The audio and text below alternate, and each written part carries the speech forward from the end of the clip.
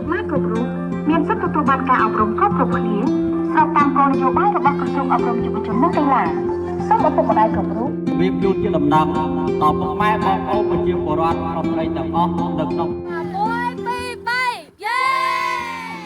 នេះគឺជាសម្លេងចយខុសការផ្សព្វផ្សាយសារអប់រំដែលបានបន្លឺឡើងយ៉ាងកងរំពងនិងផុសផុលនៅតាមបណ្ដាសហគមន៍ជនបទក្នុងខេត្តគោលដៅទាំង4របស់អង្គការយុវតារាកម្ពុជារួមមានខេត្តព្រៃវែងកំពង់ធំក្រចេះនិងខេត្តស្វាយរៀង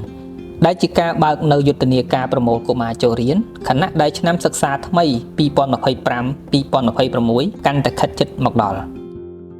នៅក្នុងអំឡុងពេលពេញមួយខែតុលាឆ្នាំ2025នេះពលគឺចាប់ពីថ្ងៃទី7ដល់25យុទ្ធនាការប្រមូលកុមារចូលរៀនសរុបចំនួន29យុទ្ធនាការត្រូវបានរៀបចំឡើងដោយយុវជនស្ម័គ្រចិត្តយុវតារាក្រុមទី43 44និង45សរុបទាំង29នាក់ដែលពួកគេកំពុងបំពេញបេសកកម្មស្ម័គ្រចិត្តនៅតាមសហគមន៍គោលដៅរៀងៗខ្លួន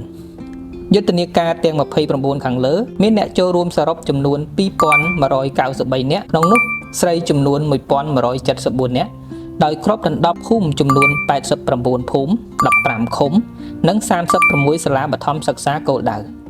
យុទ្ធនាការនេះមានការចូលរួមនិងគាំទ្រយ៉ាងពេញទំហឹងពីសំណាក់លោកគ្រូអ្នកគ្រូគណៈគ្រប់គ្រងសាលាអាជ្ញាធរភូមិឃុំសមាជិកក្លឹបយុវជនរួមទាំងមាតាបិតាសិស្សផ្ទាល់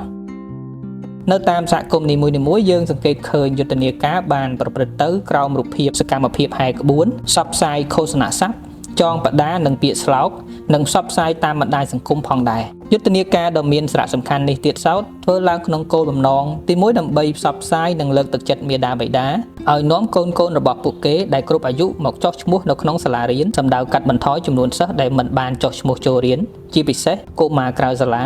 កុមារដែលជួបការលំបាក